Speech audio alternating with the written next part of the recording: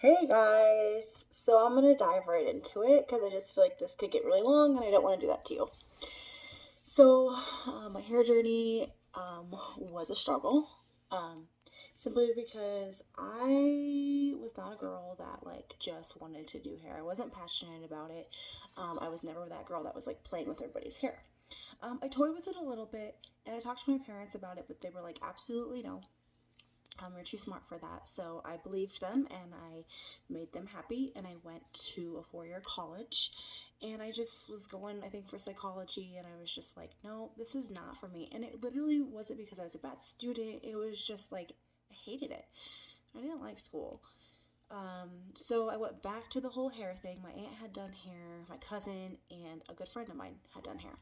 And I literally was like, regretfully, one of those people that was like, anybody can do hair. Like, I can do hair. And so I quickly learned, like, that's simply not true. I was really bad at hair and I was really bad in hair school. Instead of focusing all my energy and time at getting better, um, I partied instead and I missed a lot of class, and I barely made it through cosmetology school.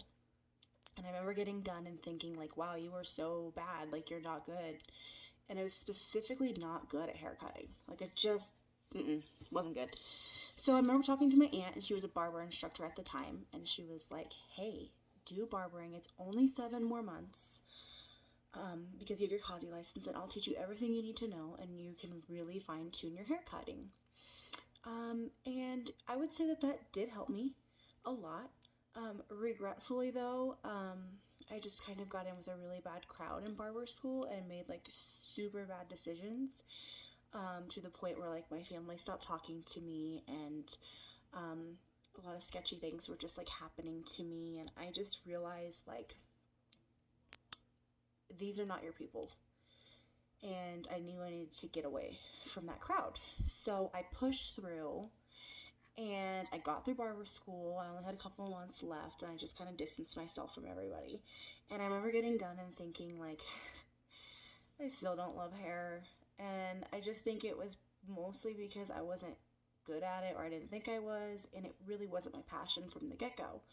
So I just served for like 6 more months, but I do remember getting my student loan bill in the mail and being like, whoa, like you are going to be paying on this education that you're not even using. So I was like, crap. So I applied to salons and I literally just took the first job that came to me. Um, it wasn't a very like high-end salon, and the girls weren't supportive. My boss wasn't really that supportive. They were very catty. They didn't want you doing better than them. They just were just nasty girls. And I didn't feel at home for like the first 3 years. And I was really slow. But a couple of the stylists left and stopped doing hair altogether. So I was actually able to get some of their old clients. And I got to the point where I could at least pay my bills and wasn't like a month or two behind. But I just remember looking at Facebook one day and I was seeing like my old cosmetology classmates, and a lot of them were like so successful. And I was like, why are they successful? Like, one had opened her own salon, the other one was booth running, one was an educator for Redken. The other one kept posting about how she was like 3 months booked out in advance. Like, I was like, I wanted to be that, but I'm like, what are they doing that I'm not doing? And simply put, they were just outworking me. They were working really hard. They were taking our profession seriously, and they were just investing their time into their jobs. So I decided to buckle down and really just try to make this whole hair thing work because what I was doing wasn't working, and I knew I couldn't keep doing it much longer. So I just remember like I had a couple clients that wanted me to do their wedding hair. It wasn't something I was super passionate about, but I really needed the money. And so I said yes. And I remember like doing my first wedding and being like, wow, it's a lot of hair and a lot of money. And I had a couple bridesmaids ask me if I would do their wedding hair. And I was like, yeah, I just needed the money. So I talked to my manager just to make sure that it was okay for me to do hair on the side like that. And she was actually okay with it because we didn't offer like a salon package like that at my salon. She was just adamant that I did all my other services at the salon, but she was okay with me doing the side gig for wedding hair. So I would say I got to a point by like 5 years into doing hair, I was doing like 15 to 20 weddings a year by myself and working at the salon 40 hours a week. And I can just say I just met a lot of people at those weddings, and I really promoted myself and worked really, really hard. And I was up at 5 a.m. every Saturday doing wedding hair, and even sometimes doing like 2 weddings a day. And I don't know when it happened, but I will say it took me a good like 5 years to actually like fall in love with hair in our profession.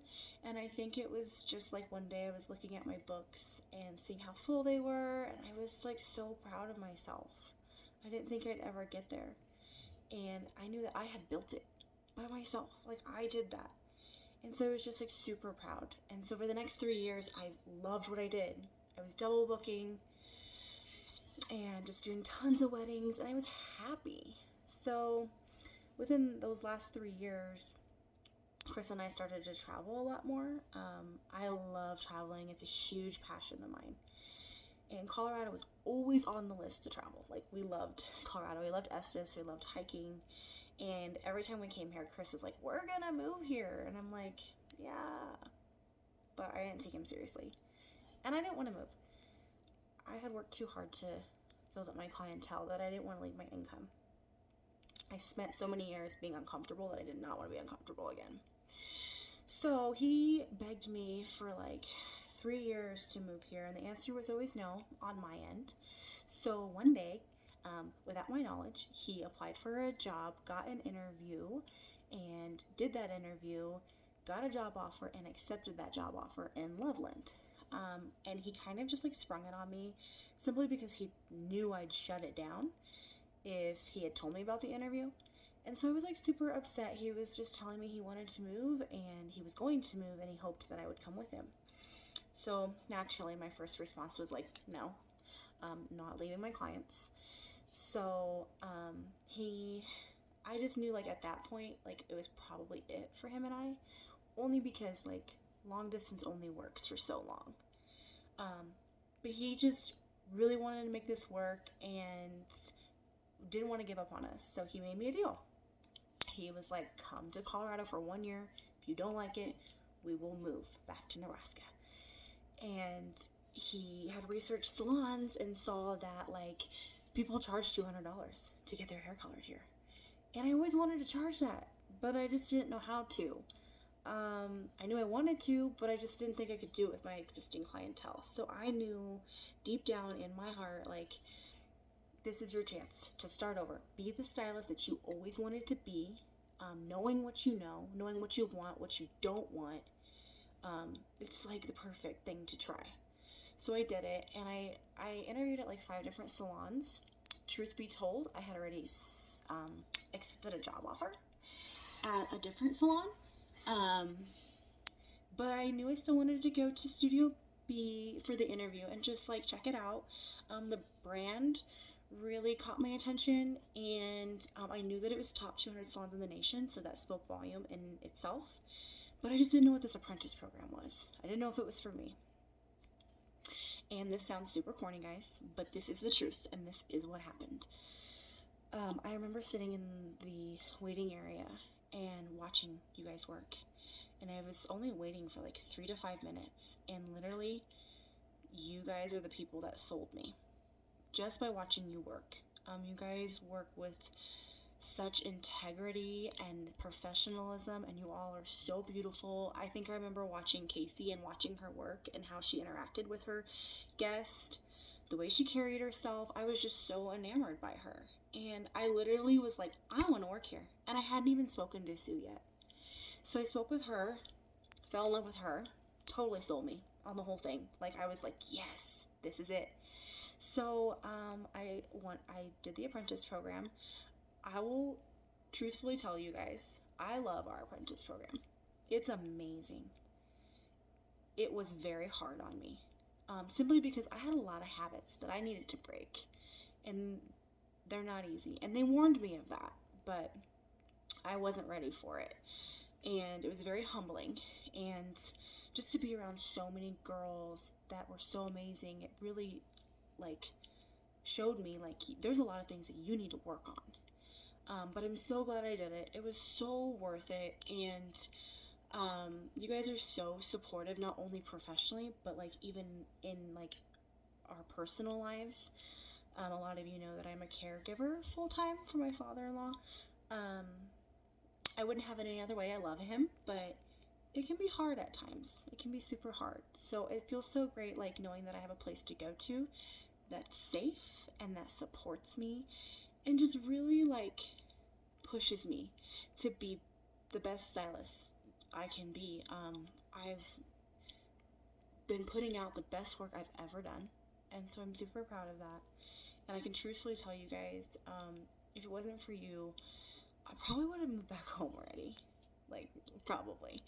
But it's because of you guys just pushing me and making, and, helping me see the value in myself that has really kept me here. You're truly my home away from home, so I really want you guys to know that.